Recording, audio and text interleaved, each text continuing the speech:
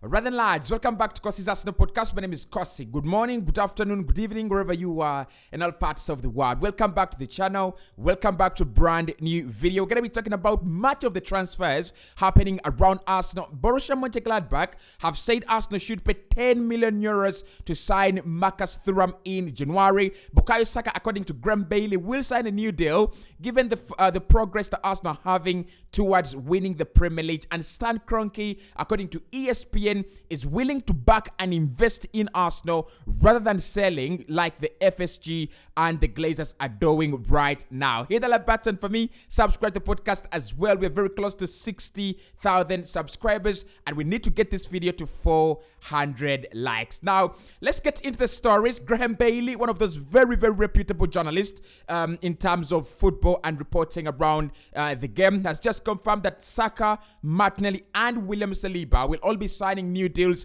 with Arsenal, given the progress that Arsenal is having right now. So, according to Graham Bailey, Arsenal would face problems if they were not really doing very well to keep all these players, but the fact that we're trying to win the Premier League, the fact that we're trying to win some silverware will help us to convince some of these players into signing a new deal. Now, there is something very skeptical about the Bukayo Saka deal, and I want to say this. Arsenal have told their investors that Saka will be staying 100%, signing a new deal and staying with the club. However, as much as I know, Arsenal do not want to give him over 200k per week. His agents and his representatives feel Saka should be getting at least above 200,000 per week. Now, we understand Arsenal could make him the highest paid player amongst the group right now, but Arsenal also afraid of the repercussions that could cause. If you give him 200k per week, Martinelli would ask for the same amount of money. Players like Martin Odegaard, William Saliba, Gabriel Magalhaes, Aaron Ramsdale, and all these other young talents that are really, really coming up. If they get a season where they're really performing very well and smashing it through the roof, they could actually ask for huge amounts of money. So the question here, guys, with Bukayo Saka is, if we cannot give him 200k per week, do we let him go? Is it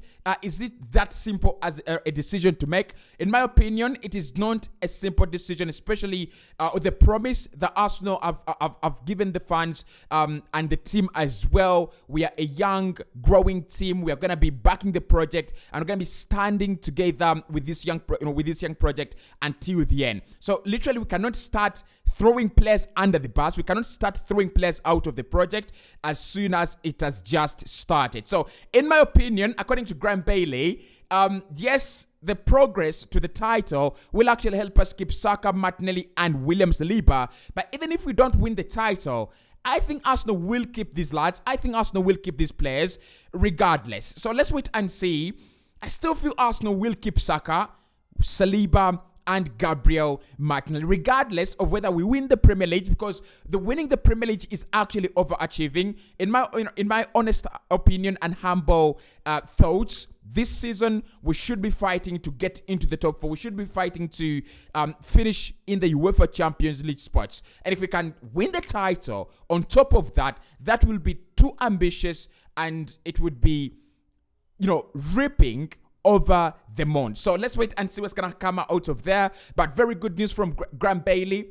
Arsenal expect these players to stay, and we have already told some of our investors and key stakeholders these players will be staying. There is no reason to be afraid anymore. Now, Borussia Mönchengladbach do have one of the best strikers, I think, in the German Bundesliga, should I call him that? Marcus Thuram is one of the most sought after players in January. Arsenal want him. A couple of other clubs also want him, especially in the Premier League and in Spain as well. Now, Borussia Mönchengladbach do understand that Marcus Thuram will not be extending his deal with the club. They've decided to sell in January. Arsenal leading the rest as well in terms of signing Marcus Thuram. They want 10 million euros. Now, like I said the other day, this is very similar to what we saw in 2021 with Dennis Zakaria. Actually, in 2022 January with Dennis Zakaria, where Borussia Mönchengladbach were in a very tight situation. The player wanted to move on. He never wanted to extend his deal with the club. and they were in between. Do we let him go in January and get some 1, 2, 3 million euros, or do we actually keep him until the summer, help us through the season, but we don't get anything? Now, I think here Borussia Mönchengladbach are being too ambitious. The player's contract runs down in the summer. They know that much. Yes, he's very, very talented, and many people feel, especially the likes of Fabrizio Romano, feel clubs like Arsenal that are looking for a centre forward, clubs like Arsenal that are looking for another dimension of a forward player. Marcus Thuram is the answer. I feel like 10 million euros is much, and they will actually not get it. So the asking price is 10 million euros, but it might end up around 4 to 6 million euros, just like we saw with Denis Zakaria moving over to Juventus. Should Arsenal sign Marcus Thuram? I've looked at his statistics and his numbers in the German Bundesliga. I'm not really very convinced about this guy, because the highest number of goals he has ever scored for Borussia Mönchengladbach is 10 in 31 appearances. But like I said yesterday with Ronaldo and the Ronaldo situation, we need a number 9. We need someone who can provide us something with something different. Someone who's a little bit more agile in the penalty area. Someone who's a little bit more strong, a little bit instinctive. Actually, is the word I'm looking for in the penalty area. Now, can Marcus Thuram do that? Probably, if he comes at Arsenal right now, 25 years of age, coming to sign for around 5 million euros. That would be a very good deal. Even if it doesn't work out, we could actually move him on to a club like West Ham or outside the Premier League for a much bigger fee. Now, the good thing with such deals is that when you're signing the player, their market value is actually not low, but their asking price is what is low because of their contract situation. The moment you sign him, the moment you give him a 4-year deal or 5-year deal, his price, immediately shoots and rises through the roof. So we can sell him. We can decide to sign him right now. Probably use him to broaden our depth in the squad and sell him in the summer, or sell him 2-3 summers later. So Borussia Mönchengladbach want 10 million euros for this French boy. Look, I don't know whether Arsenal are really thinking about buying a striker. We've had, we've had stories of Taremi at FC Porto. Arsenal interested in Taremi at FC Porto. But if we are interested in a striker, then Marcus Thuram is one of the answers. The other option he brings us is a lot of positions as well. He's very versatile. Can play on the right, on the left, and down to the middle. And if you don't get Mikhail Modric in January, you want to bring in someone who is a little bit equal in terms of talent and also effect. So that's why I would say Marcus Thuram is a player to watch. Aston Villa is also another club that are interested in him, but I think he will be any player in January right now will be looking at Arsenal as a way to go and snatch a title without doing a lot of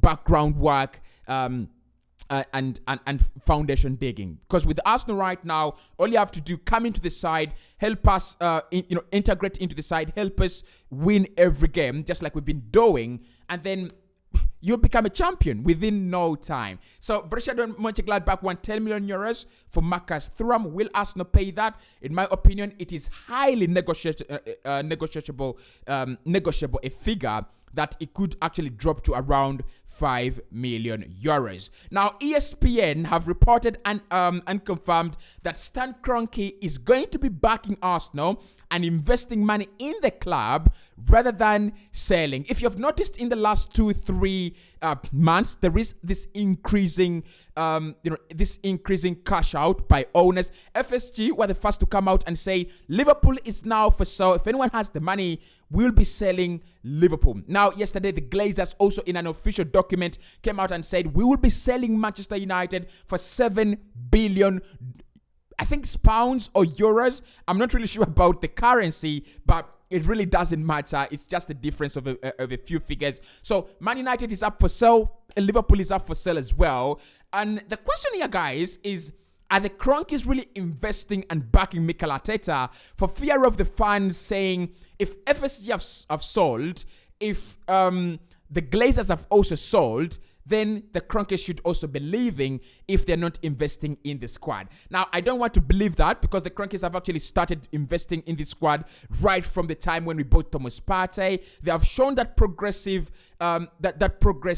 commitment to the relationship between them and Arsenal, and then the fans, and also that progressive commitment to investing into the squad. I don't really back the Cronkes 100% right now, but I'm gonna say at least I back them 20% as compared to the 0% I was on last campaign but one. So the Cronkes are willing to back Mikel Arteta. They're not willing to sell their project. They're not willing to sell their project to new owners unless otherwise. But there is also something to think about here, that the Cronkes could be looking at making Arsenal a big club, paying all the date, making the stadium hours, and do that just to increase our value, and then sell us off to the Saudi Arabians or the Saudis. Now, I don't want to go into the moral code and obligations of what people think about Saudi money and do that. But what I'm going to say here is, if the Cronkes are being forced to invest money in Arsenal, given because the Glazers are selling and FSG are selling, that is a very, very big impact for us. Because listen, we are one of the clubs that have really received very minimal investment from our owners. Literally, what they've been doing is taking out money. Their focus has not been on how much money does the club receive from us, but how much money do we get from the club. And now things are actually turning around. Yes, it's not going on well with Manchester United and Liverpool, but the good thing with having Cronke's turning their heads right now is if Liverpool sell, they will get an owner that really pumps money into them. If Manchester United sell, they will get an owner that really pumps money in them, and that will put them on the same level as Newcastle and Manchester City as well, plus Chelsea, of course. So that means Arsenal will be left behind. Yeah, we are nurturing a young project. I understand. I think it's a very, very healthy project. It's a very healthy way of investment as long as you can sustain it. So Cronkes are going nowhere, according to what I've seen from James Ole and the ESPN. Although Manchester United are selling, although FSG are selling out of Liverpool, we are still stuck with the Cronkes. As long as they invest money, as long as they don't put financial pressure on my club, as long as they don't put us in a very precarious situation financially, for now, I don't have a problem with them. But guess what? Today at 10 p.m., we'll be diving into Cronke's spending in January. What are their motives and how much money should they give us? And more of the discussions of getting your reactions, getting your thoughts, and what you people want. Hit the like button for me if you're still watching by now. Now, finally, Danilo, the deal is actually progressing. A few other opponents or a few other competing clubs have actually entered the race. AC Milan and Atletico Madrid are now some of the clubs that have some of the recent clubs that have joined the queue to sign Danilo. Now, he's one of the most highly rated young Brazilian players. In the next 2-3 years, if his development keeps on staying at the same level, we're gonna be seeing one of the best defensive midfielders in Brazilian football, probably playing on a European stage. Yes, Arsenal have open talks. Yes, Arsenal are in direct contact with Palmeiras, but that actually doesn't give us the absolute edge. What I think we should do is table around 25 million euros on the table for Palmeiras, and that revenue should be split between Palmeiras and Casageros. If they can do that, if we can do that, get the money on the table, then we stand a bigger chance to sign Danilo other than all these other clubs. And I'm confident here, guys. If Arsenal really want Danilo, I think we will get him. I think we will really, really get him. The only problem I have is he might look into this Arsenal deal and go, I'm going to sit on the bench until Thomas Partey gets injured. At a club like AC Milan, because the beauty with Milan and Dortmund, they always have players, but they always find space for new players. I don't understand how the mathematics and algorithms work with those clubs just to find just that any player can find themselves starting every game, whether young or old, whether new or established at the club. But I think it's all about talking to Danilo, making him see the bigger picture, trying to make him understand that Thomas Partey is here for a very short while, and after Thomas Partey, you're going to be the key man at Arsenal. So the big story, guys, here is that Cronke will be willing to invest rather than sell Arsenal. Borussia Mönchengladbach have set 10 million euros on the, as the price for Marcus Thuram if Arsenal want to sign him. And Graham Bailey says Saka will stay, given Arsenal are winning the Premier League. So if he don't win, does he not stay? Hit the like button, and more of these conversations will be had over at 10 p.m. Make sure you don't miss that daily live stream at 10 p.m.